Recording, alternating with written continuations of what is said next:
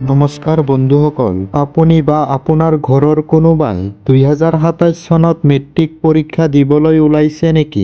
যদিহে হয়, তেন্তে এই ভিডিঅ'টো আপোনাৰ বাবে অত্যন্ত গুৰুত্বপূৰ্ণ। কাৰণ 2026 আৰু 27 বৰ্ষৰ পৰা অসম চৰকাৰ আৰু শিক্ষা বোৰ্ডে মেট্ৰিক পৰীক্ষাত কেইবাটাও ডাঙৰ সাল-সলনি কৰিছে।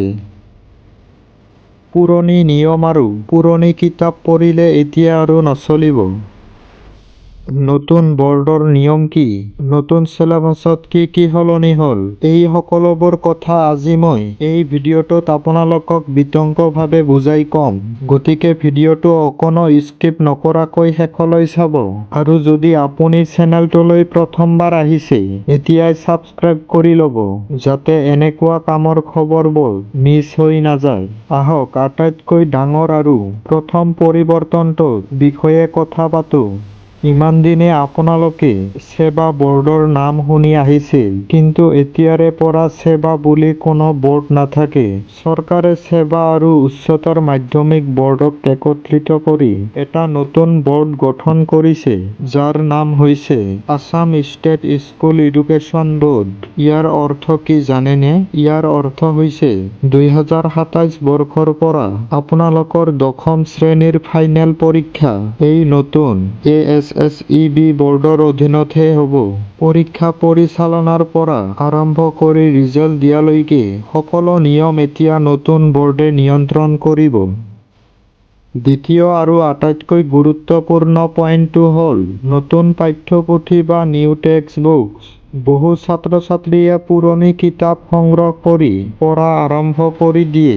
কিন্তু মনত ৰাখিব, 2027 চনৰ পৰীক্ষাৰ বাবে কেইবাখনো মূল বিষয়ৰ কিতাপ সম্পূৰ্ণ সলনি কৰা হৈছে।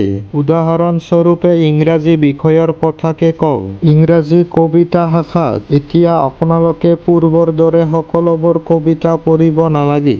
নতুন চিলেবাছ অনুসৰি ইয়াত কেৱল 5টা নিৰ্দিষ্ট অধ্যায়হে ৰাখা হৈছে। ঠিক তেনেদৰে অসমীয়া আৰু অন্যান্য বিষয়তো কিছুমান সা-সলনি কৰা হৈছে। গতিকে বজাৰৰ পৰা কিতাপ কিনোতে বা কাৰোবাৰ পৰা লওঁতে সদায় সাৱধান হ'ব। কিতাপ কিনোতে সদায় 2026 আৰু 27 বৰ্ষৰ নতুন কিতাপহে কিনিব। পুৰণি কিতাপ পঢ়িলে আপোনালোকৰ সময় নষ্ট হ'ব পাৰে। এতিয়া আহোঁ পৰীক্ষাৰ আৰ্হিলৈ। নতুন বৰ্ডে পৰীক্ষাৰ প্ৰশ্ন কাকত, ব্লুপ্ৰিণ্টতো কিছু পৰিৱৰ্তন আনিছে। এতিয়াৰে পৰা কেৱল মুখস্থ কৰি পৰীক্ষাত বহিলে ভাল নম্বৰ পোৱা টান হ'ব। কাৰণ প্ৰশ্নসমূহ এনেদৰে প্ৰস্তুত কৰা হ'ব যাতে আপোনালোকৰ ধাৰণামূলক জ্ঞান পৰীক্ষা কৰিব পৰা যায়। অৰ্থাৎ আপুনি পাঠটো যিমান ভালদৰে বুজি পাইছে তাৰ ওপৰত ভিত্তি কৰি প্ৰশ্ন আহিব। লগতে বছৰটোৰ ভিতৰত হ'বলগীয়া ইউনিট টেষ্ট আৰু স্কুলীয়া মূল্যায়ন নম্বৰবোৰ এতিয়া বহুত গুৰুত্বপূৰ্ণ হ'ব। গতিকে বন্ধুসকল, 2027 চনৰ মেট্ৰিক পৰীক্ষা পূৰ্বৰ তুলনাত বহুত বেলেগ আৰু আধুনিক হ'বলৈ গৈ আছে। নিয়মবোৰ সলনি হৈছে যদিও চিন্তা কৰাৰ কোনো কাৰণ নাই।